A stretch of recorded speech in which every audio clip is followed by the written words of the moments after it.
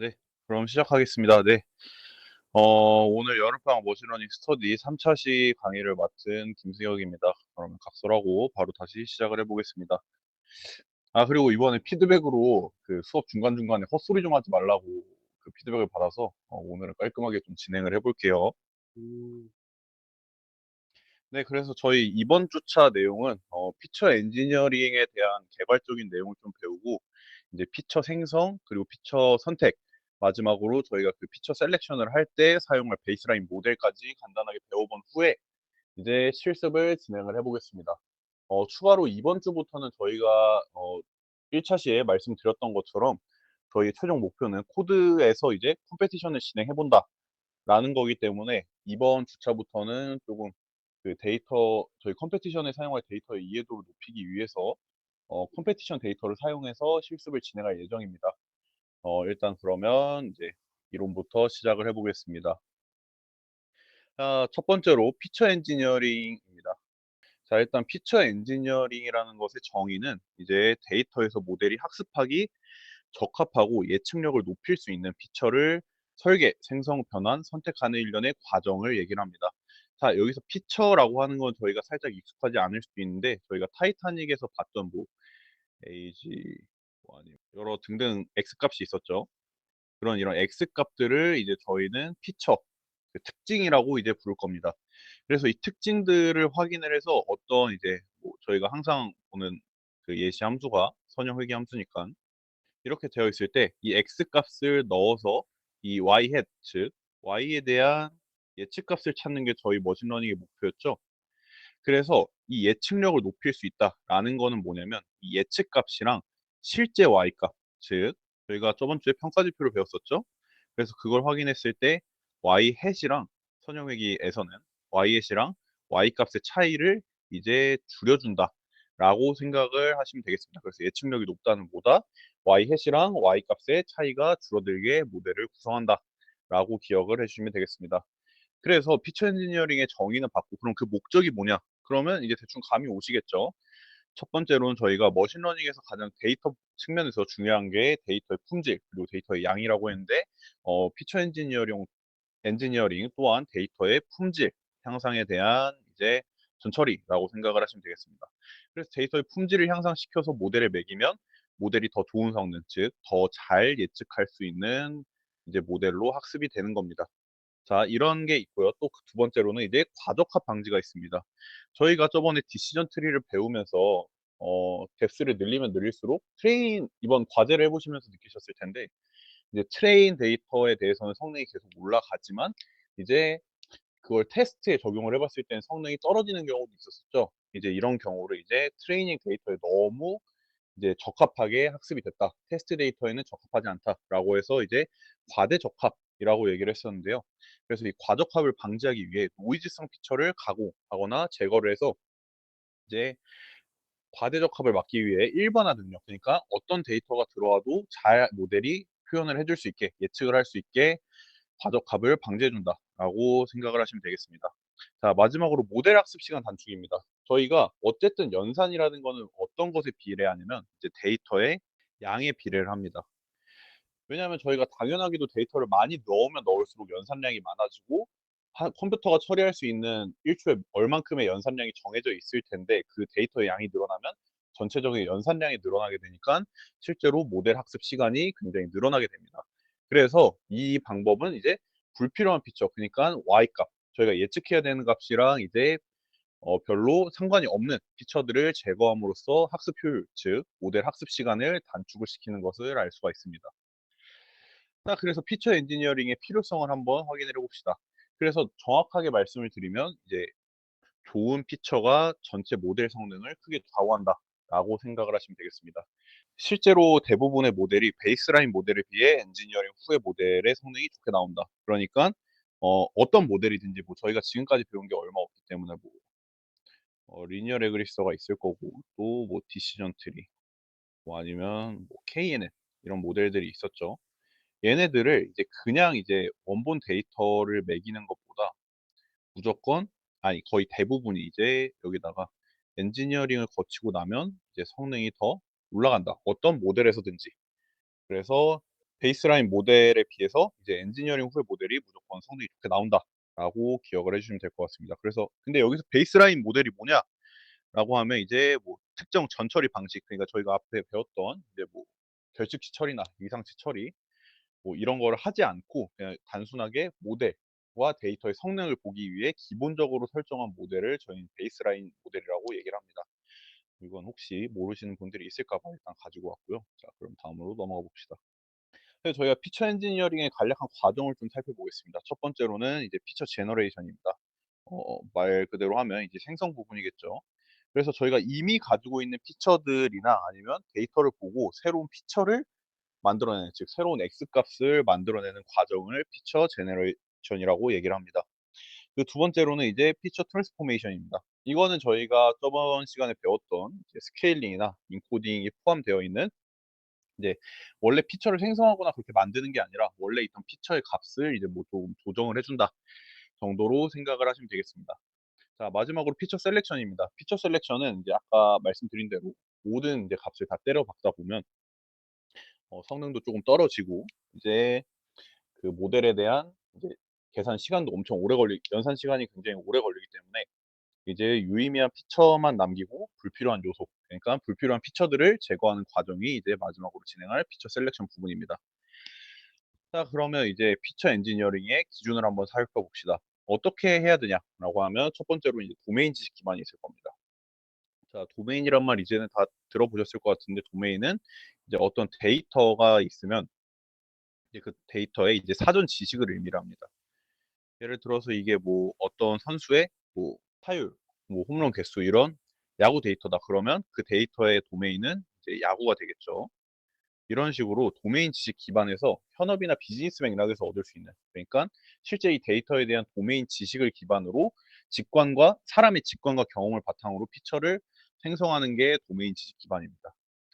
두 번째로 EDA 통계 기반인데요. EDA는 저희가 대충 다 알고 있으니까 설명은 하지 않을게요.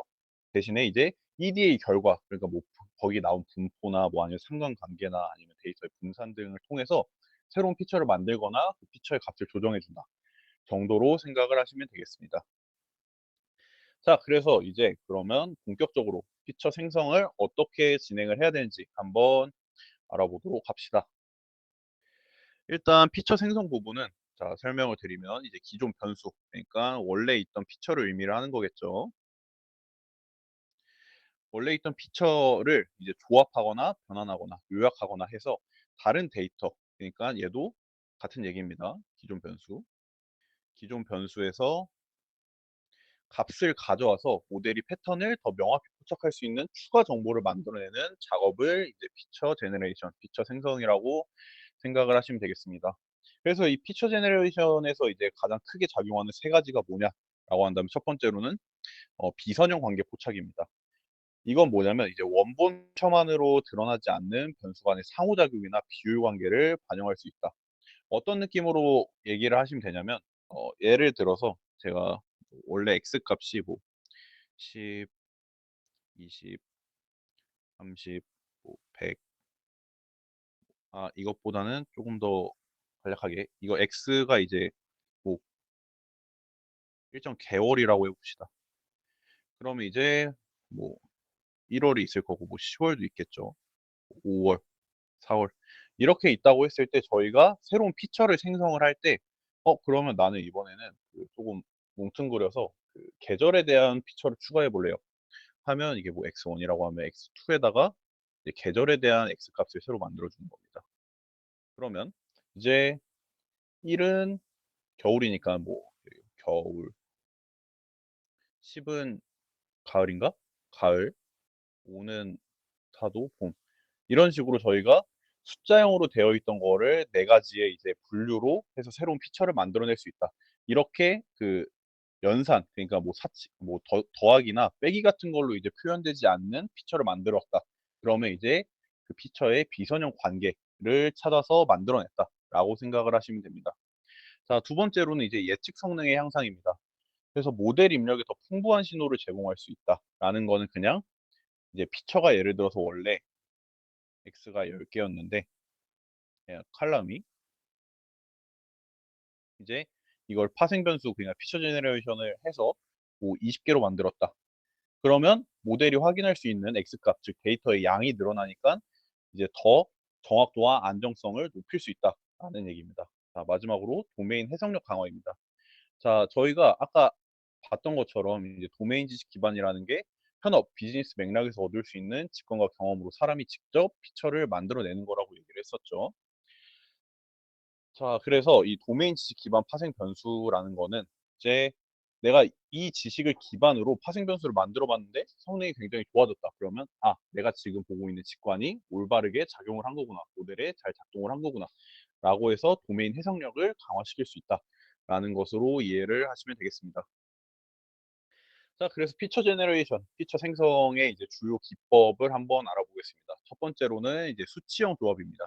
수치형 조합은 말 그대로 어떤 수치형 변수, 그러니까 저희가 1차 시 때 배웠던 뭐 age, 수치형 변수들이 있겠죠. 뭐 아니면 동반, 동반 가족수 이런 숫자로 표현되는 피처들에 대한 뭐 새로운 특성을 생성을 하는 것이라고 생각을 하면 된다. 뭐 얘네 둘이 곱해줘도 되고, 뭐 아니면 뭐 얘에서 뭐 age에서 동반 가족수를 나눴다가 뭐 다른 또 칼럼을 더해줘도 되고 이런 식으로 여러 가지 새로운 수치형 조합을 만들어내는 게 이제 피처 제너레이션의 첫 번째 방식입니다.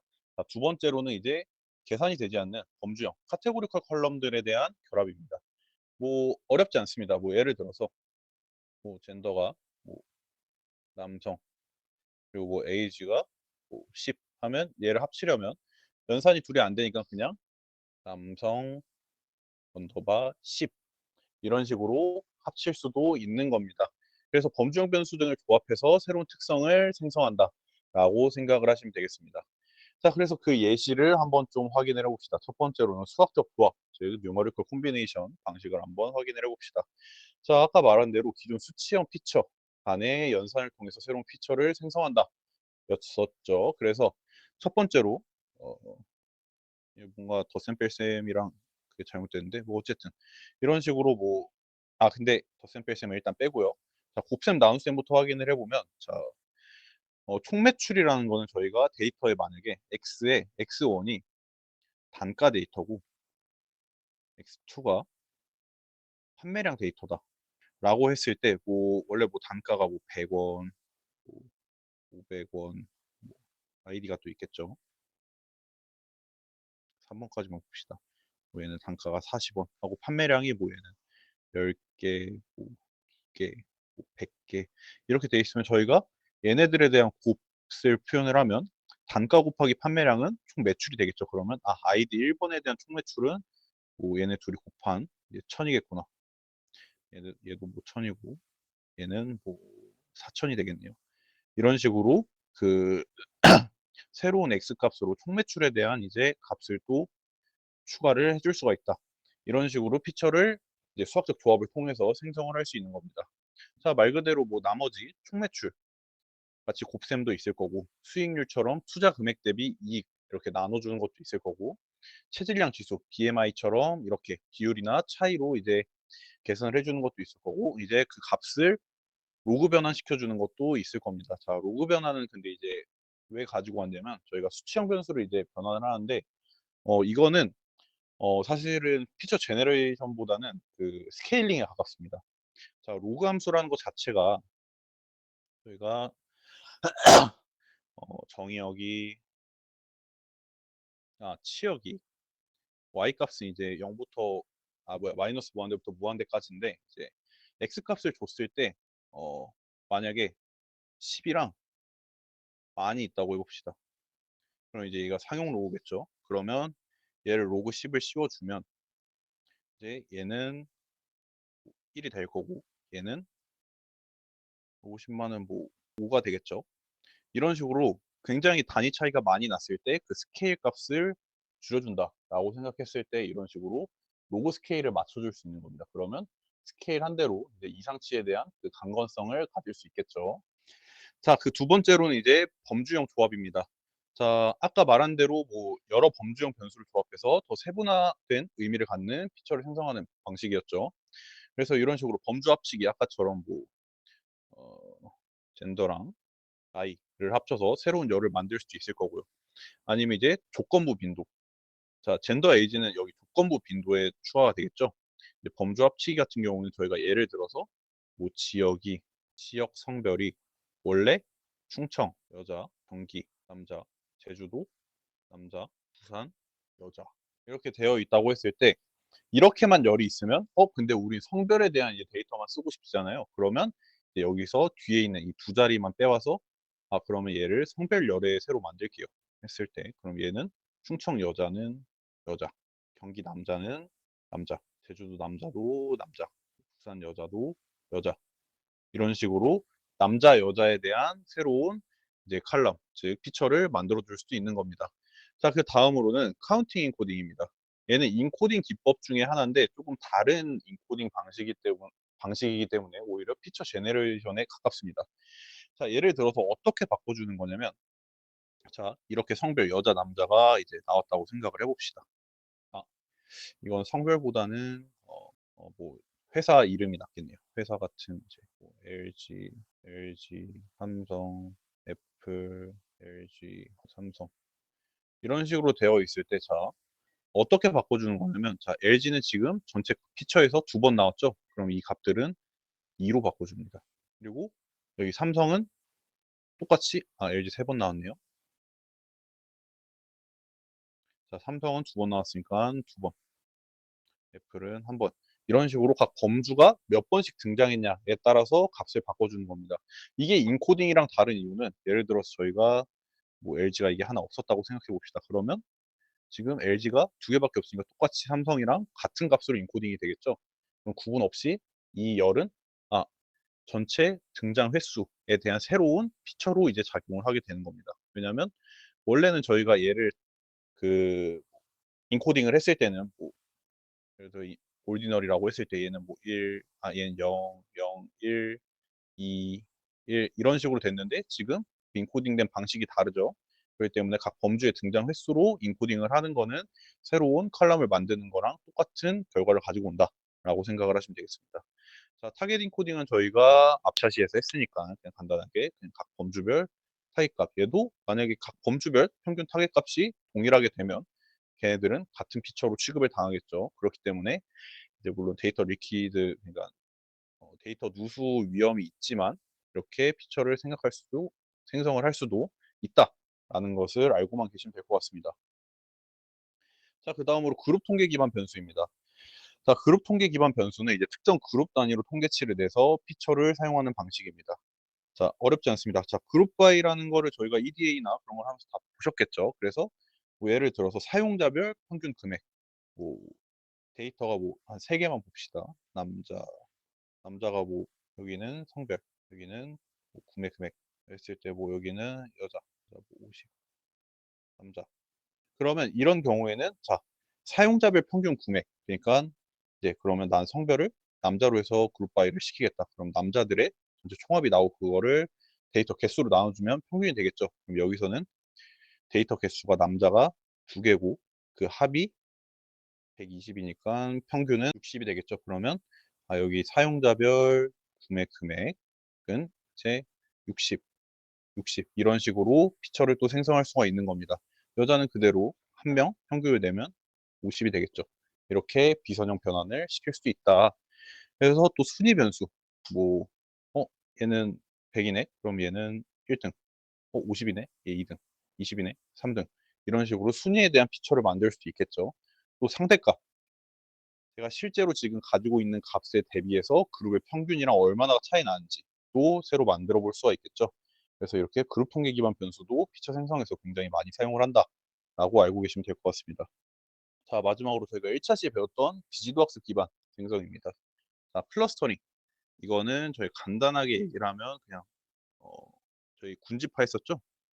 이제 클러스터링을 한국어로 하면 이제 군집화라고 하는데 이렇게 어떤 군집으로 만든 다음에 그러면 얘는 뭐 데이터를 저희가 이렇게 나눴어요.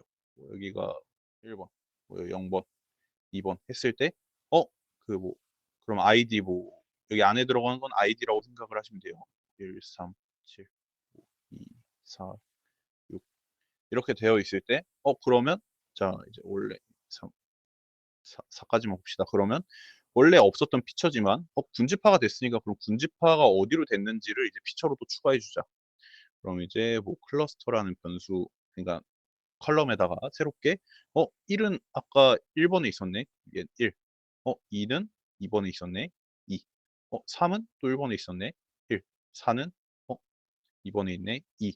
이런 식으로 클러스터라는 새로운 이제 비지도 학습 기반의 열을 만들어낼 수가 있다라는 것입니다. 자, 마지막으로 이제 차원 축소 부분인데요. 저희가 이제 차원 축소는 이제 저희 깊게 배우진 않겠지만 나중에 모델이 좀 커지는 것을 대비를 해서 이제 PCA라는 것을 저희가 나중에 배우게 될 겁니다. 해당 내용을 간단하게만 설명을 드리면 뭐 선형 아니죠. 그 수치형 변수가 뭐 있다고 했을 때 뭐 1번부터 뭐 x 10번까지 다 수치형 변수라고 해볼게요. 그럼 얘네들을 어떻게 조합을 해서 데이터의 분산, 그러니까 데이터의 형태를 흐트러치지 않는 선에서 이제 차원을 축소한다. 즉 피처 개수를 줄여주는 겁니다. 그래서 뭐 한 분산이 사라지지 않는 선에서 뭐 x를 새롭게 x PCA 1부터 x PCA 7 이렇게 해서 10개짜리 10개짜리 이제 뉴머리컬 피처를 이제 7개로 줄여주는데 이제 연산은 잘 되게, 연산은 그대로 데이터의 형태를 가지고 있게 이런 식으로 줄여주는 거지만 이거에 대한 내용은 조금 나중에 뒤로 가서 추가 설명을 드리겠습니다. 한 5차시쯤에나 설명을 드릴 수가 있겠네요.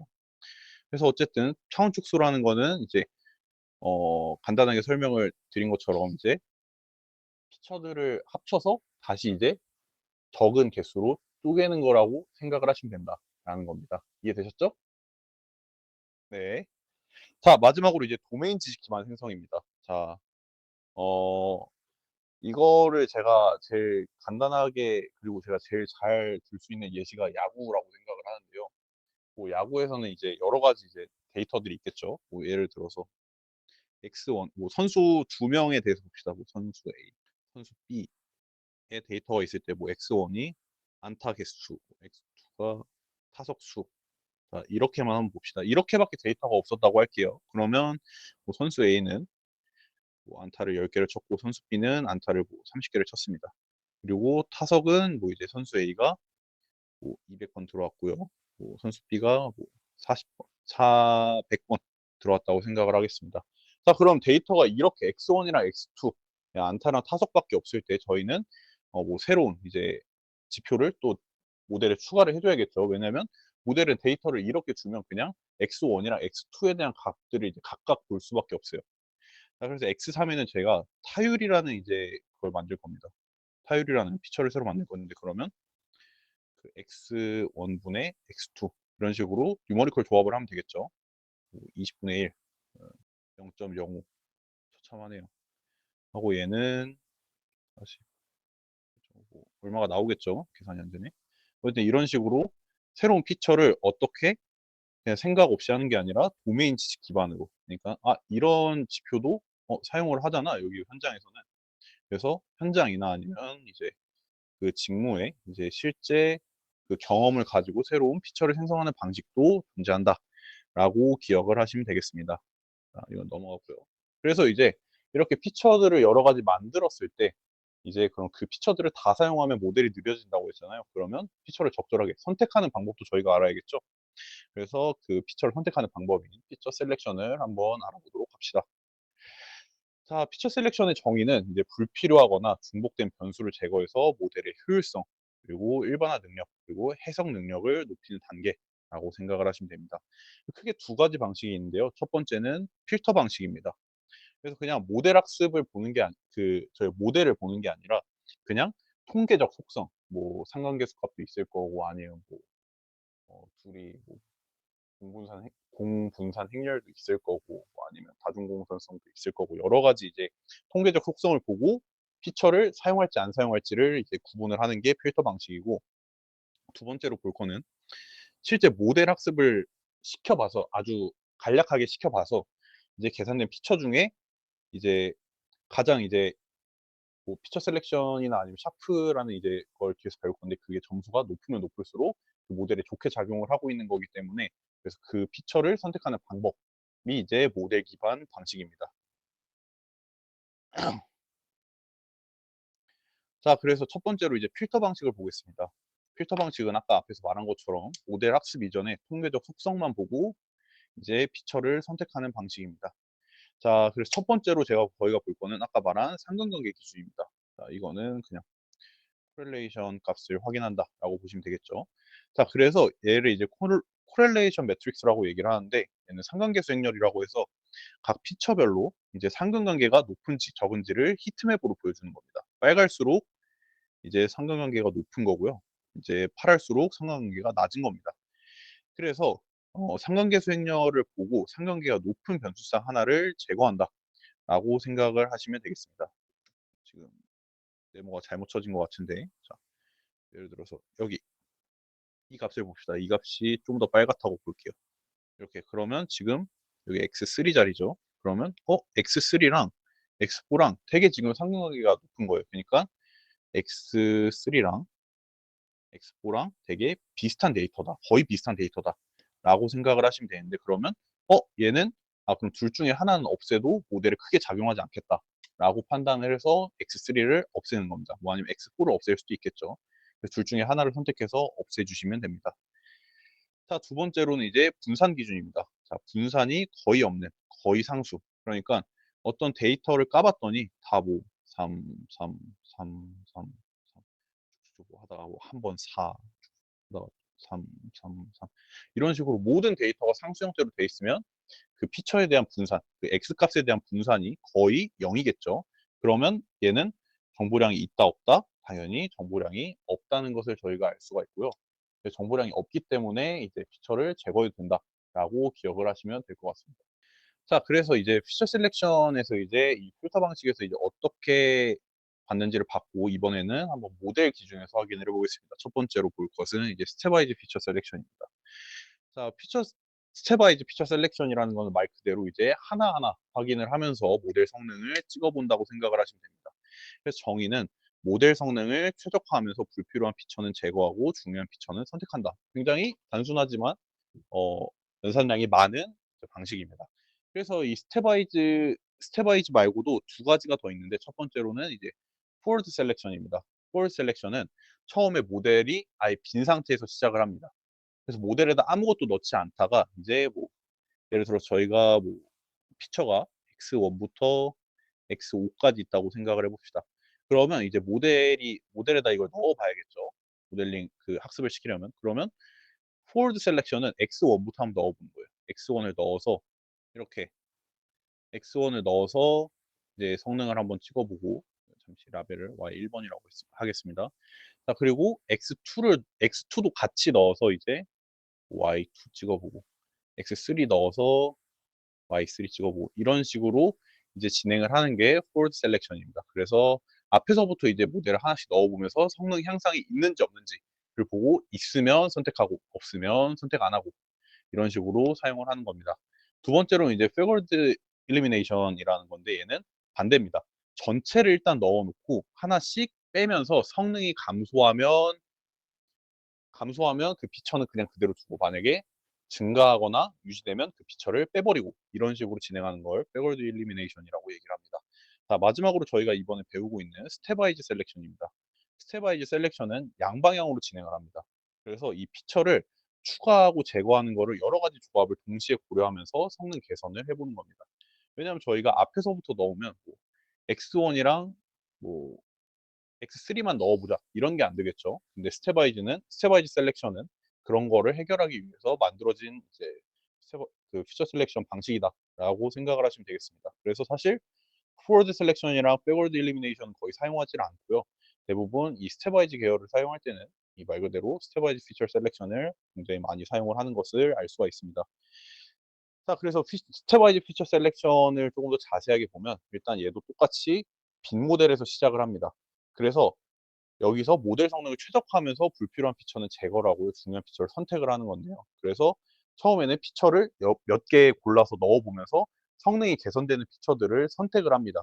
그럼 그걸 모델에다 박아놓고 다른 피처들을 빼보면서 얘는 피처를 넣었더니 성능이 저하되네. 아니면 얘는 피처를 뺐더니 성능이 저하되네.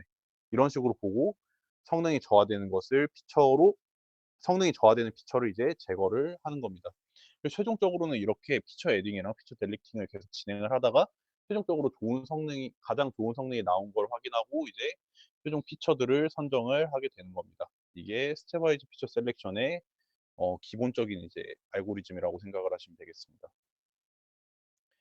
자, 그러면 당연히 피처 셀렉션 부분에서 스텝와이즈가 정답이었다면 이제 당연히 그냥 다 스텝와이즈만 가르치고 말았겠죠. 당연히 장점도 있으나 단점도 있기 때문에 여러 가지 피처 셀렉션 방식이 있는 겁니다. 그래서 첫 번째로 장점을 설명해 드리면 저희가 피처 셀렉션을 할 때 스텝와이즈를 사용하면 시간이 좀 오래 걸리긴 하는데 크게 이제 더 건들 게 없습니다. 실제로 저희도 이제 모델링 같은 이제 대회 나갈 때 스텝와이즈를 돌려놓고 그냥 뭐 하루 종일 그냥 그 모델만 돌리는 경우도 있어요. 조합이 피처 개수가 많아지면 많아질수록 이제 넣고 빼고 하는 게 이제 경우의 수가 많아지기 때문에 굉장히 오래 걸리지만 그래도 자동화해서 변수를 선택을 할 수 있다라는 겁니다. 두 번째로는 이제 해석력이 좋은 모델이 가능합니다. 이 피처를 넣었을 때 성능이 높아졌는지 낮아졌는지가 확인이 되니까 이 피처가 이제 좋게 작용을 했는지 아니면 좋지 않게 작용을 했는지 그거를 해석하기가 굉장히 쉬워지는 거죠. 자, 마지막으로 P-밸류나 AIC 기준 사용이 가능합니다.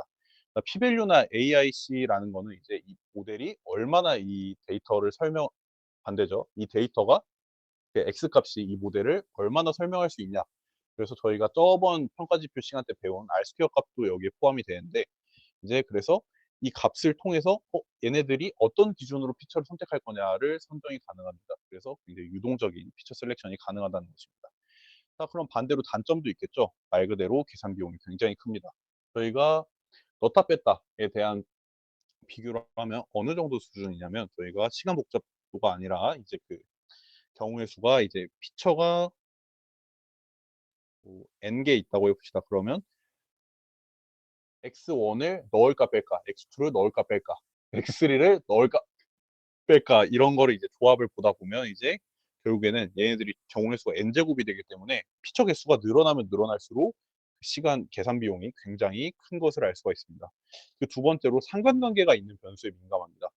이게 무슨 의미냐면 저희가 이 피처들을 선택을 하다 보면 x1이랑 X1만 넣었을 때랑 X5만 넣었을 때 각각 넣었을 때는 그 두 개 다 이제 성능이 안 좋을 수도 있는데 얘네 두 개를 같이 넣었을 때는 성능이 또 좋은 경우가 있어요. 이런 거를 이제 상관계수가 있는 변수라고 하는데 이런 변수에 굉장히 민감하게 작용을 합니다. 마지막으로 이제 그 변수 간 상호작용. 그러니까 이 피처들이 방금 말한 것처럼 X1은 그냥 성능 안 좋으니까 안 좋은 거예요. X5도 그냥 뭐 성능 안 좋은 거니까 안 좋은 거예요. 이런 식으로밖에 학습을 할 수 없다. 변수가 같이 붙어 있을 때 좋은지 안 좋은지를 판단하기는 어렵다라는 단점이 있습니다. 그래서 그것을 해결하기 위해서 나온 게 이제 진짜 모델 베이스 방식입니다. 그래서 얘는 실제 모델 학습을 거쳐서 계산된 피처 중요도, 즉 이제 이거를 이제 저희는 피처 임포턴스라고 부를 건데 이 피처 임포턴스라는 것을 바탕으로 피처를 선택하는 방식이 이제 모델 베이스 방식입니다. 그래서 두 가지가 있는데 첫 번째는 트리 기반 특성 중요도가 있고요. 두 번째는 샤프 값을 시각화해서 보는 게 있습니다. 자, 그래서 트리 기반 특성이라는 건 저희가 앞에서 배웠던 그 디시전 트리 같은 이제 이렇게 분할을 하면서 하는 트리 계열 모델들이 이제 랜덤 포레스트, 뭐 그레디언트 부스팅, 뭐 캡 부스트, 뭐 이런 여러 가지 모델이 있는데 이제 그 트리 모델에 대해서 이제 분할에 사용한 빈도로 중요도를 산출한다라고 생각을 하시면 됩니다. 이것에 대한 내용은 저희가 다음 차시부터는 모델에 대해서 조금 더 자세하게 배워볼 거기 때문에 그때 가면 조금 더 이해가 잘 되실 거고 지금은 그냥 지금 모델에 있는 어떤 값을 보고 얘를 선택을 할지 선택을 안 할지를 자동으로 보고 있는 거구나 라고 이해를 하시면 되겠습니다. 자, 두 번째로 샤프는 이제 각 피처가 특정 예측 값에 기여한 정도를 공정하게 분배해서 정량합니다. 말로 설명하면 이해가 잘 안 되죠. 그냥 피처가 얼마나 이 y 값을 예측할 때 기여를 했나를 보는 게 샤프 모델이라고 생각을 하시면 되겠습니다. 그래서 이제 첫 번째로 트리 기반 특성 중요도를 한번 확인해 보겠습니다. 자, 트리 기반 특성 중요도는 랜덤 포레스트, 그레디언트 부스팅처럼 아까 말한 그 트리 모델이 분할. 그러니까 저희가 뭐 남자는 살린다. 남자 그 타이타닉 데이터를 예시로 들어야 되니까 여자가 생존율이 많았으니까 여자는 생존, 남자는 사망. 이런 식으로 분할을 시킬 때 사용한 빈도로 중요도를 산출한다라고 기억을 하시면 되겠습니다. 그 분할이라는 게 이제 진위계수랑 여러 엔트로피 기준으로 이제 분할을 하게 되는데 뭐 그거에 대한 내용은 다음 시간에 좀 더 자세히 알아보고요. 그냥 그런 걸 보고 모델이 이 피처 셀렉션 모델이 알아서 '아 이 피처 그러니까 이 분할 방식이 굉장히 좋게 작용했습니다.'라고 이제 산출을 해 주는 겁니다. 장점으로는 이제 비선형, 상호작용, 효과 반영, 별도 스케일링이 필요하지가 않습니다. 그러나 이제 주의점으로는 저희가 저번에도 그 디시전 트리에서 봤던 것처럼 범주수가 많으면 중요도가 분산이 되고 과적합 요소가 생길 수 있다는 것이 이제 주의할 점으로 있으면 되겠습니다. 그래서 이 피처 임포턴스가 이제 각 피처의 예측에 얼마나 기여했는지 정량적으로 나타내는 값이라고 했으니까 얘네들은 저희가 총 세 가지를 볼 건데 이제 첫 번째로 지니 임포턴스 그리고 permutation importance 마지막으로 샤프 밸류를 보겠습니다. 자, 지니 임포턴스라는 거는 각 피처가 분할했을 때 impurity라는 이제 진위 불순도 이 내용은 이제 계속 말했지만 4차 시에 좀 더 자세히 배울 거고요. 이 값이 얼마나 줄어들었는지 불순도가 낮으면 낮을수록 좋은 건데 이제 이거를 얼마나 줄여냈는지를 이제 보고 '아 얘가 제일 많이 줄였네. 그럼 얘 피처가 중요한가 보다.' 하고 선택을 해 주는 겁니다. 이게 진위 임포턴스고요. 두 번째로 permutation 임포턴스는 이제 학습된 모델에서 피처 값들을 막 섞어서 무작위하고 무작위화 시켜서 이제 성능이 얼마나 감소했나를 보고 중요도를 측정하는 게 이제 permutation importance라고 생각을 하시면 되겠습니다. 마지막으로 샤프 밸류는 아까 앞에서 얘기를 했던 것처럼 개별 예측 단위에서 그 피처의 이제 기여도가 얼마나 되는지를 수치화시킨 게 샤프 밸류라고 생각을 하시면 되겠습니다. 자, 그래서 이 샤프 값에 대해서 이제 간단하게만 볼 건데 연산이 어떻게 되는지만 보겠습니다. 자, 일단 이 빈값이 이건 그냥 참고로 그 절대 누가 계산하라고 시키거나 그런 게 안 나오니까 그냥 '아 이런 식으로 작동하는구나.' 정도만 아시면 될 것 같아요. 그래서 예측 모델이 이렇게 EX1 플러스 4X2 이렇게 되어 있고 X1과 X2의 값이 3이랑 5다라고 한번 넣어 보겠습니다. 자, 그러면 일단 피처를 넣었다 뺐다 하면서 얼마나 이제 이 값에 작용을 하는지를 이제 보게 되는 겁니다. 그래서 일단 처음에 기초 대체값을 0이랑 0으로 잡습니다. 그러면 x1이랑 x2에다가 0이랑 0을 넣어주면 2 곱하기 0 더하기 4 곱하기 0이니까 얘는 똑같이 0이 되겠죠. 자, 그럼 이번에는 x1에 대한 값만 한번 넣어보겠습니다. x1을 넣으면 이제 2 곱하기 3하고 4 곱하기 0에서 6이 되겠죠. 그럼 자, 두 번째는 6이 됐고요. 자, 이번에는 x1을 빼고 x2만 넣어보겠습니다. 그럼 똑같이 x1은 0으로 작용해서 0, 20 하면 얘는 20이 되는 겁니다. 자, 마지막으로 x1이랑 x2를 둘 다 넣었을 때는 5, 26 이렇게 값이 나오게 되는 거죠. 자, 그러면 이제 얘를 봤을 때 이 6, 20, 26 이 값들을 보고 실제 예측 값이 있을 거잖아요. 그럼 얘네들이 그러면 이 값들의 합중에서 얼만큼을 뭐 x1이 차지했구나, 얼만큼을 x2가 차지했구나. 그러면 뭐 지금 x1, x2만 봤지만 x가 굉장히 많겠죠. 피처 개수만큼 있으니까. 이런 것들을 계산을 하면서 그러면 샤프 밸류는 어떤 피처가 제일 높습니다. 그래서 얘가 제일 좋게 영향을 끼쳤습니다. 라고 판단을 할 수가 있는 겁니다. 어, 이거는 이론에서만 슬쩍 어떻게 계산하는 거다 정도로 보여드리는 거지 크게 중요하진 않습니다. 자, 그리고 마지막으로 이제 저희가 지금까지 배운 거를 적용해 보려면 베이스라인 모델을 또 하나 새로 배워야겠죠. 디시전 트리만 계속 쓸 수는 없으니까. 그래서 이번에는 디시전 트리의 집합체라고 볼 수 있는 랜덤 포레스트 모델을 한번 배워보겠습니다. 간단하게만 배울 거예요. 랜덤 포레스트라는 거는 이제 여러 개의 결정 트리, 저희가 저번 시간에 배웠던 디시전 트리를 만들어서 그 결과를 종합하는 모델이라고 생각을 하시면 됩니다. 그래서 이렇게 하나하나마다 이게 디시전 트리가 뭐 어떻게 분할을 시켰겠죠. 데이터를 예측을 했겠죠. 그러면 그것들을 이제 앙상블, 저희가 5차 시 때 배울 앙상블이라는 기법을 사용해서 앙상블이라고 하는 건 어려운 건 없고요. 그냥 그 트리들의 평균이나 아니면 최빈값을 사용했다라고 생각을 하시면 됩니다. 그래서 이걸 사용해서 여러 개의 디시전 트리를 하나로 합치게 되는 겁니다. 거기서 이제 무작위성을 부여를 하게 되는데 얘는 더 많이 쓰고 쟤는 적게 쓰고 이런 식으로 각각의 가중치를 무작위하게 분배를 시켜주는 겁니다. 이 무작위성을 통해서 할 수 있는 게 이렇게 무작위성을 추가하게 되면 과적합, 과대적합에 굉장히 유연하게 대처를 할 수가 있습니다. 이 내용은 나중에 앙상블을 배우면서 좀 더 자세하게 배워보도록 합시다. 그래서 이런 랜덤 포레스트라는 이제 모델은 개별 트리는 데이터 과적합이 될 수 있기 때문에 여러 트리들을 훈련을 시키고 거기다가 무작위성을 분배를 해서 앙상블, 즉 평균을 내면 더 일반화 성능이 좋아진다라는 이제 기준을 가진 모델입니다. 그래서 이 랜덤 포레스트의 장점과 이제 장점을 한번 보겠습니다. 첫 번째로 방금 말했다시피 과적합 방지 요소가 있습니다. 여러 트리를 한꺼번에 보다 보니까 더 일반화된 정말 여러 가지 경우의 수를 확인할 수 있기 때문에 더 일반화된 예측이 가능합니다. 그리고 저희가 오늘 배운 피처 중요도, 피처 임포턴스를 이제 속성, 어트리뷰트로 제공을 하기 때문에 굉장히 쉽게 적용을 해볼 수가 있습니다. 자, 그다음으로 이제 선형 모델이 아닙니다. 저희가 원래 이제 2차 시 수업 때 했을 때는 뭐 데이터 이렇게 분할했던 거 생각나시죠? 이렇게 선을 그어서 이제 데이터를 분할을 했었는데 그런 선형 모델이 아니라 이렇게 좀 유연하게 그냥 이런 식으로 이제 비선형적으로 이제 모델을 표현할 수 있는 비선형 관계 모델이다. 논리니어 모델이다라고 기억을 하시면 되겠습니다. 자, 이제 앞으로 계속 비선형, 선형에 대한 내용이 나올 텐데 어 앞으로 대부분은 이제 비선형 모델을 많이 사용을 하게 될 겁니다. 선형 모델의 한계가 굉장히 뚜렷하기 때문에 그래서 일단 지금 저희가 지금 배우는 랜덤 포레스트는 그냥 이렇게 곡선으로 데이터를 분할을 시키는 비선형 모델이구나 정도로 생각을 하시면 되고요. 마지막으로 이거는 트리계열 모델의 가장 이점이었죠. 분류랑 회귀에 모두 사용이 가능하다. 그래서 범용적으로 사용이 가능하다는 것이었습니다. 자, 그래서 일단 이론에 대한 내용은 끝났고요. 그래서 한번 파이썬 실습으로 넘어가 보도록 합시다. 네. 이제 실습을 시작을 해 보겠습니다. 네, 일단 저희 실습 자료 저희 저번에 피드백으로 들어왔던 게 너무 데이터 불러오는 걸 너무 정신없을 때 했다 그래 가지고 저희가 한 번 더 설명을 해 드리겠습니다. 자, 그 다시 여기 이렇게 뭐 다운을 받았겠죠. 자, 그래서 여기 있는 저희 practice 데이터를 쓸 거잖아요.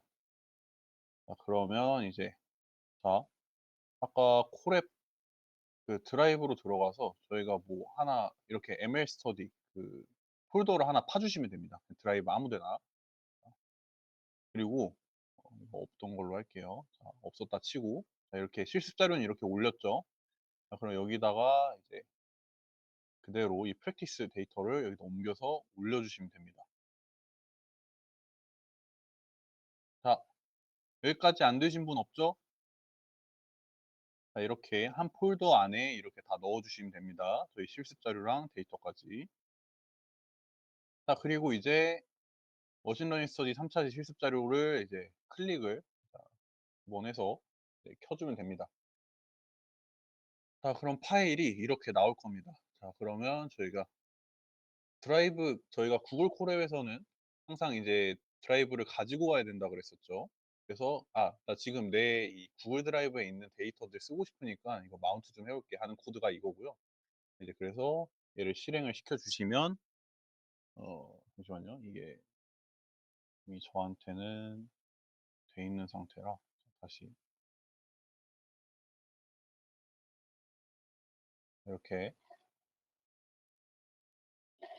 이렇게 노트북에서 구글 드라이브 파일에 액세스하도록 허용하시겠습니까? 나오면 구글 드라이브에 연결하고 저희가 쓰고 있는 계정을 이제 한 다음에 이제 다 그냥 계속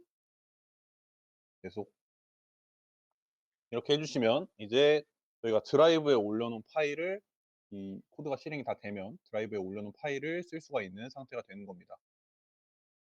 그러니까 저희가 원래 로컬 그냥 컴퓨터에서 그냥 VS 코드나 주피터에서 돌릴 때는 저희 컴퓨터에 있는 폴더들을 막 쓸 수 있잖아요. 근데 드라이브는 이제 콜앱은 서버 환경에서 사용을 하는 거기 때문에 이렇게 꼭 그 드라이브에 있는 폴더를 쓰려면 이렇게 마운트를 해와야 됩니다.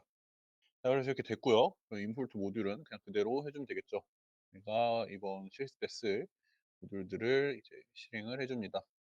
밑에는 이제 경고 표시 뜨는 거 싫으니까. 하고 이제 데이터를 불러올 겁니다. 자, 이제 어떻게 하냐면, 자, 저는 지금 제 드라이브에 있는 ML 스터디라는 이제 폴더에서 하고 있죠. 그러면 여기 옆에 있는 이 파일 표시 있죠. 이걸 누르면 이렇게 드라이브가 나옵니다. 자, 따라오고 계시죠? 자, 드라이브를 누르면 이렇게 마이 드라이브가 나오고, 자, 마이 드라이브에서 이제 저희 폴더에서 이제 제가 지금 실습하고 있는 ML 스터디라는 이 폴더를 찾습니다. 그래서 얘를 여기 우클릭하시면 이렇게 경로 복사할 수 있게 나와요. 경로 복사를 눌러주시고 여기 패스가 지금 원래 차 있죠. 그러면 각각 알맞게 이제 붙여 넣기를 해 주시고 마지막에 슬래시 한 번만 더 작성을 해 주시면 됩니다. 어렵지 않죠? 그러면 이제 데이터를 불러올 준비도 다 끝났습니다. 그럼 이제 경로 이 패스라는 변수에 이 저희 데이터가 있는 경로가 저장이 된 거고요. 그럼 마지막으로 데이터셋 로딩을 하면 이렇게 불러지는 거를 확인을 할 수가 있습니다. 자, 혹시라도 안 되신 분이 있으면 그 실습 못 따라오시지 마시고 꼭 지금 말씀을 해 주시면 좋겠어요. 딱 10 초만 세겠습니다.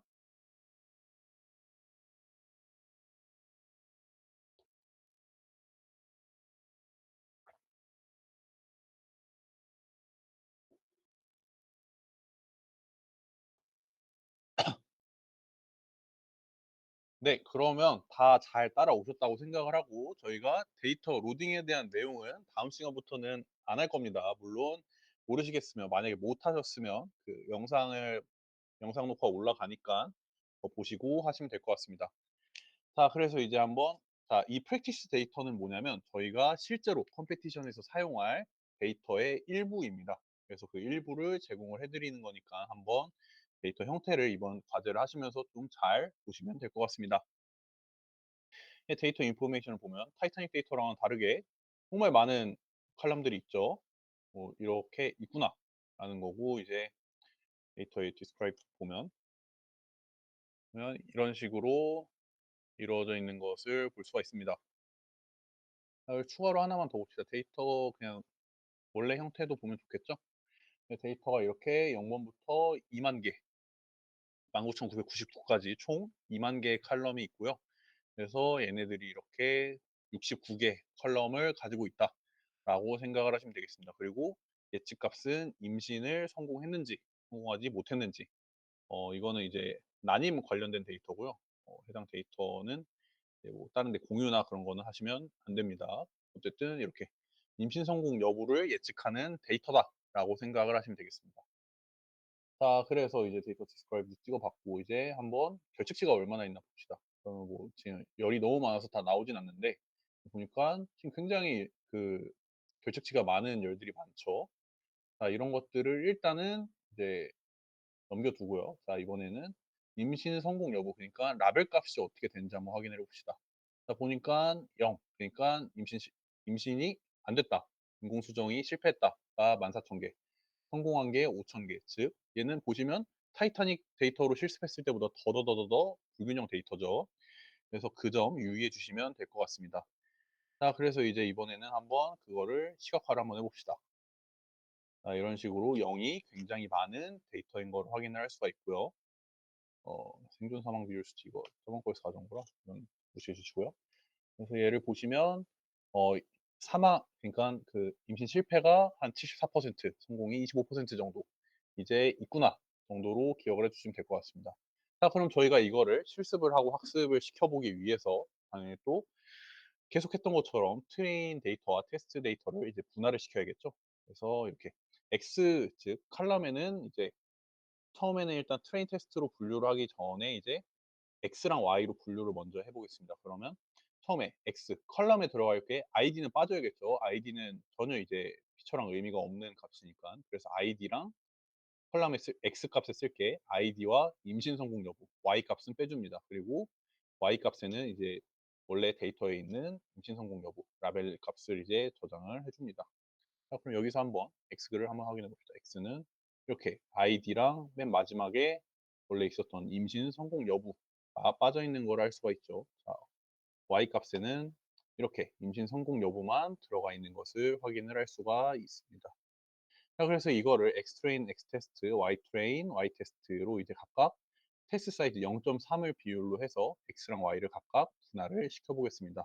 그리고 여기 있는 Stratify Y는 뭐냐면 지금 이렇게 보시면 자, 이 비율을 맞춰서 그러니까 이 아까 대충 75%대 25%였으니까 대충 한 3대 1 정도의 비율이죠. 이 3대 1 비율을 맞춰서 트레인 테스트를 이제 스플릿 해준다, 나눠준다라고 생각을 하시면 되겠습니다. 그래서 이렇게 나눠주면 통하고 트레인과 테스트 쉐이프를 확인하시면 14,000개랑 6,000개 0.7 대 0.3으로 잘 데이터가 분할이 된 거를 확인할 수 있습니다. Y 값도 확인을 해보면 Y 라벨이 14,000개, Y 트레인 라벨이 14,000개, 테스트 라벨이 6,000개 이렇게 잘 정렬이 된 거를 확인할 수 있습니다. 그래서 아까 저희가 위에서 스트레스 바이 Y로 해서 3대 1의 비율을 맞췄으니까 Y 트레인도 지금 보시면 거의 이제 뭐 대충 봤을 때 3대 1 정도의 비율이 맞죠. Y 테스트도 똑같이 이렇게 3대 1 비율이 맞는 것을 확인을 할 수가 있습니다. 자, 그래서 이번에는 저희가 베이스 인퓨트, 그러니까 결측치 처리는 이제 간단하게, 물론 이제 실습을 하시면서 여러 가지 시도를 해보셔야겠지만, 실습이 아니라 그 컴페티션을 나중에 진행을 하시면서 여러 가지 적절한 실행 방식을 찾으셔야겠지만, 일단 저희는 베이스라인 모델로 이제 임포턴스를 찍어보려고 하는 거기 때문에 간단하게 수치형 변수들은 평균값으로, 이제 범주형 변수들은 최빈값으로 처리를 해서 결측치를 없애보겠습니다. 그래서 해당 코드에서 어, 그 컬럼의 타입이 그 인트나 플롯이면 뉴머릭 컬럼으로, 이제 오브젝트 카테고리 불 형태면 이제 카테고리 컬럼으로 해서 분류를 시켰습니다. 그리고 저희가 한 가지 더 이제 유의할 점이 있는데, 저희가 저번 시간에 배웠던 fit과 트랜스포머의 개념에서 fit을 테스트 데이터에 하면 안 된다고 했었잖아요. 자, 이제부터는 인코딩, 뭐 스케일링 뿐만 아니라 그 인퓨팅, 그러니까 전처리를 진행할 때도 무조건 트레이닝 데이터를 기준으로 하셔야 됩니다. 컴페티션에서는. 이제 그래서 테스트에 있는 최빈값 아니면 평균값으로 값을 채우는 게 아니라 트레인 데이터, 저희가 위에서 나눈 14,000개의 트레인 데이터에 있는 뭐 최빈값이나 아니면 평균값으로 이제 테스트 데이터도 똑같이 대체를 해주셔야 합니다. 자, 이 지점은 나중에 과적합 요소, 데이터 리키즈를 설명을 드리면서 조금 더 자세하게 설명을 드리겠습니다. 자, 그래서 이렇게 됐고요. 이 함수는 뭐냐면, 그래서 이 getField values라는 거는 트레인 데이터를 넣어서 트레인 데이터의 각 컬럼마다 뉴머리 컬럼이면 평균값이 뭔지, 카테고리컬 컬럼이면 최빈값이 뭔지를 찾아내는 함수입니다. 그리고 두 번째로 apply field values는 이제 위에 있는 getField values가 이제 아웃풋을 보시면 한번 봅시다.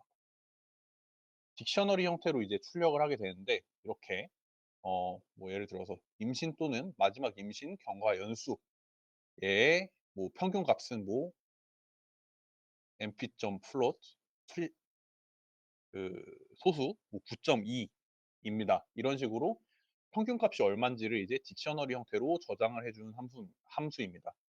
컬럼별로. 그래서 컬럼별로 어떤 값으로 이제 미싱 밸류를 채워야 되는지 나와 있으니까 그거를 이제 트레인이랑 테스트에 있는 결집 값에다가 이제 apply field values의 인자로 받아서 이제 그러면 이 값들로 이 트레인 테스트를 채워주면 됩니다. 그런 식으로 해서 apply field values를 사용해서 x 트레인의 값을 field value 해주고 x 테스트의 값을 field values 해주고, 이런 식으로 해서 트레인과 테스트의 결측치를 처리를 해주면 됩니다. 자, 그럼 이렇게 하면 이제 결측치가 처리가 된 거고, 저희가 변수명이 바뀌었으니까 다시 xtrain과 xtest의 train field, test field라는 이제 변수로 저장을 해주겠습니다. 그래서 해당 그 두 가지를 보면 이제 이런 식으로 다 원래 결측치가 있었죠. 이렇게 임신 또는 마지막 임신 경과요. 수가 이제 뭐 19,293개였는데 지금 밑에 보시면 이렇게 빵으로 이제 처리가 된 것을 확인할 수가 있습니다. 그러면 나머지도 다 여인 걸 확인을 할 수가 있겠죠. 만약에 이게 다 보이는 걸 원하시면 이제 그 판다스에서 이제 디스플레이를 이제 최대로 확장시켜 주는 게 있는데, 그걸 지금 여기서 사용하면 아마 조금 무겁게 돌아갈 거여서 열이 많다 보니까 출력할 게. 그래서 일단은 이렇게만 보셔도 지금 결측치가 다 처리가 됐구나, 최빈값이랑 평균값으로 대체가 됐구나 라고 기억을 하시면 될 것 같습니다. 자, 그 다음으로는 저희가 오늘 배웠던 피처 제너레이션을 한번 해보겠습니다. 자, 한 가지의 예시를 가져왔는데요. 이번 과제 같은 경우에는 저희가 내일 발부가 될 예정인데, 과제는 이번 피처 제너레이션이랑 피처 셀렉션을 진행을 해서 저번 차시 과제랑 동일하게 이제 각 평가지표마다 이제 어떻게 이제 전략을 가져가야 되는지, 피처를 어떻게 선택해야 되는지 또 그런 것들을 확인하는 겁니다. 그래서 그 베이스라인 코드가 이 피처 제너레이션이라고 생각을 하시면 되겠습니다. 근데 저는 어떻게 이제 함수를 하나 짰냐면, 이제 S 코드에다가 이제 시술시기 코드라는 거에 이제 최저값이랑 이제 프레시에다가 신설 배아 사용 여부의 최저값이랑 이런 식으로 각각 조합을 해서 그 값들을 이제 스트링 값으로 받아서 이거 아까 카테고리컬 컬럼을 조합하는 것처럼 있었었죠. 뭐 남자 언더바 10, 뭐 남자 언더바 20 이런 식으로 카테고리컬 컬럼을 조합을 한다라고 이제 생각을 하시면 되겠습니다. 이렇게 함수를 하나 정의를 하고 이제 generate 피처에다가 이 값을 넣어 이런 식으로 함수 형태로 넣어주면 이 저희가 인자로 넣을 데이터 프레임의 새로운 파생 변수로 즉 피처가 새로 만들어진다라고 생각을 하시면 되겠습니다. 그래서 저희가 만든 데이터 프레임의 이름이 그 컬럼의 이름이 배아 사용 조합 이력이죠.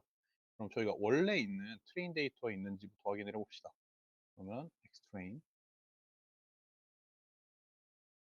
하고 배아 사용 조합 이력을 검색을 해보면 이렇게 키 에러 그러니까 이 피처가 없다라고 이렇게 나오는 걸 볼 수가 있는데요. 저희가 그러면 이 함수를 정의를 하고 실행을 한 다음에 한번 확인을 해봅시다. 그러면 이런 식으로 배아 사용 조합 이력 피처가 새로 데이터에 생성이 된 것을 저희가 확인을 할 수가 있습니다. 자, 근데 일단은 저희가 xtrain이랑 ytrain은 xtrain이랑 xtest에 이거를 제가 적용을 하면 성능 뒷부분에 성능이 꼬이기 때문에 일단은 적용을 하지 않을 예정이고요. 자, 이런 식으로 그냥 이렇게 피처 생성을 하면 되는구나. 함수 형태로 만들어서 여기다가 추가를 해주면 되는구나. 라고 생각을 하시면 되겠습니다. 자, 그리고 이제 마지막으로 이제 인코딩이랑 스케일링을 또 해야겠죠. 그래서 똑같이 왜 여기다가 굳이 이걸 한 번 더 넣었냐면 그 아마 이걸 베이스라인 코드로 사용을 하시면 여기다가 이제 엑스트레인이랑 그 트레인이랑 테스트를 각각 여기 지금 저희가 데이터로 적용을 했잖아요. 나중에는 이거를 위에서 있었던 엑스트레인이랑 엑스테스트에 각각 적용을 하면 됩니다. 그럼 지금 그냥 한번 바꿔서 그냥 하죠. 그냥 예시만 한번 보겠습니다. 뭐 이거 하나 추가된다고 해서 크게 성능이 좌지우지 될 것 같지는 않아서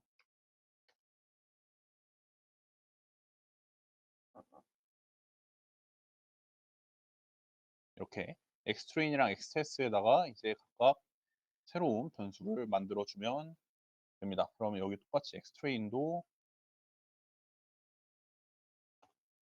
이렇게 생성이 되고 엑스테스트도 이렇게 생성이 되는 것을 저희가 확인을 할 수가 있습니다.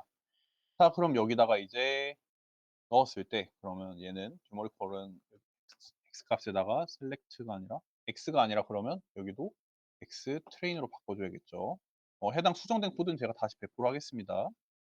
그래서 새로 이제 생성한 여러분들이 이제 이번 그 과제 하시는 동안 생성할 피처에다가 각각 또 인트랑 플롯, 오브젝트 카테고리 불을 통해서 이제 뉴머리 컬럼은 스케일링 해주고 카테고리 컬럼은 인코딩 해주고 이런 식으로 나눠줘야 되기 때문에 여기서 뉴머리 컬럼이랑 카테고리 컬럼을 다시 이제 정의를 해줍니다. 정의를 해주고 이제 돌려주시면 이렇게 이거는 그냥 이제 인코딩이나 스케일링 방식을 바꿔도 되지만 그냥 일단은 크게 성능이 바뀌진 않으니까 인코딩이랑 스케일링을 한다고 해서 아주 미미한 성능 차이만 있을 뿐이지 저희가 그건 또 2차 과제 때 확인을 해봤으니까 이번에는 인코딩이랑 스케일링을 굳이 바꿔가면서 이제 해보실 필요는 없습니다. 그래서 엑스트레인 스케일들을 확인하면 이렇게 시술시기 코드 이런 게 위에서 봤을 때는 저희가 이렇게 다 이제 문자열로 되어 있는데 밑에 인코딩 후에는 다 숫자형으로 잘 되어 있는 거를 확인을 할 수가 있죠. 엑스테스트도 확인해 보면 이렇게 숫자로 다 잘 바뀐 것을 확인을 할 수가 있습니다. 자, 마지막으로 이제 또 엑스트레인이랑 엑스테스트 스케일드라는 변수에 저장을 했으니까 다시 엑스트레인이랑 엑스테스트에다가 스케일된 데이터를 저장을 해줍니다. 자, 그럼 다음으로는 이제 피처 중요도를 한번 찍어 봅시다. 해당 코드는 랜덤 포레스트 분류 기준으로 이제 간단하게 얘가 피처 임포턴스가 얼마나 될까 하고 이제 시각화하는 코드입니다. 한번 확인을 해 보겠습니다.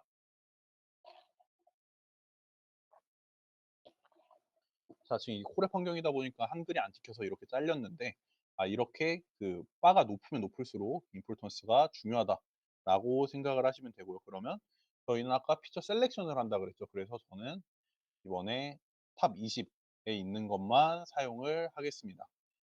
그래서 왜 피처 엔지니어링이 중요하냐라고 보시면 저희가 아까 만약에 피처 제너레이션을 안 하고 나서 이제 했다고 해보면 이 배아 사용 조합 이력이라는 데이터는 없겠죠. 근데 상위 20개만 찍어봐도 지금 무려 네 번째에 새로 조합한 피처의 중요도가 높은 네 번째로 높은 거를 확인을 할 수가 있죠. 이런 식으로 조합된 피처에 대한 성능이 굉장히 좋게 작용을 할 수도 있기 때문에 뭐 좋게 작용을 안 할 수도 있지만 이거를 확인할 수 있는 방법도 있기 때문에 항상 피처 엔지니어링, 피처 제너레이션은 많이 하면 할수록 더 성능을 높일 수 있는 그 재료들이 된다라고 기억을 하시면 될 것 같습니다. 자 그럼 그대로 한번 돌려보자. 자 그리고 여기 샤프 코드가 있는데 아마도 돌리면 굉장히 오래 걸릴 거여서 일단은 넘어가겠습니다. 샤프는 이대로 돌리시면 랜덤 포레스트 기준으로 그 아까 계산했던 거 있죠? 샤프 값들을 계산해서 그거를 시각화해 주는 코드니까 어 과제를 하실 때 이제 그거를 한번 이 코드를 한번 돌려보시고 한번 시각화를 해 보시면 될 것 같습니다.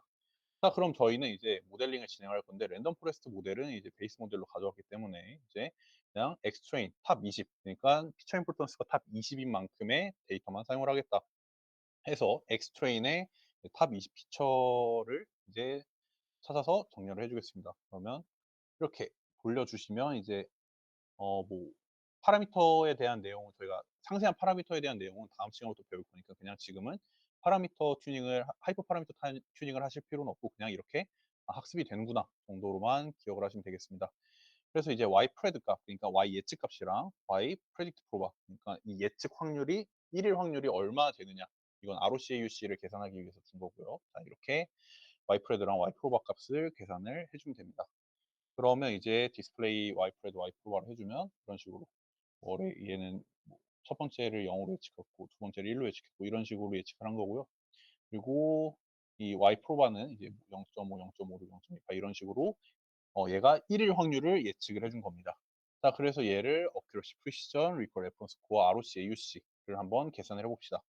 자 아까 확인해 보니까 이런 식으로 나오는 걸 확인할 수가 있네요. 저희가 accuracy는 굉장히 높죠. 그 이유는 저희가 저번 차시에 배웠던 것처럼 accuracy는 그 accuracy에 비해 다른 성능 지표들이 낮은 이유는 얘네들이 대부분이 이제 어 저번 시간에 말했던 것처럼 불균형 데이터의 경우에는 accuracy가 높게 나와도 다른 평가 지표들이 낮게 나올 수 있다고 했었죠.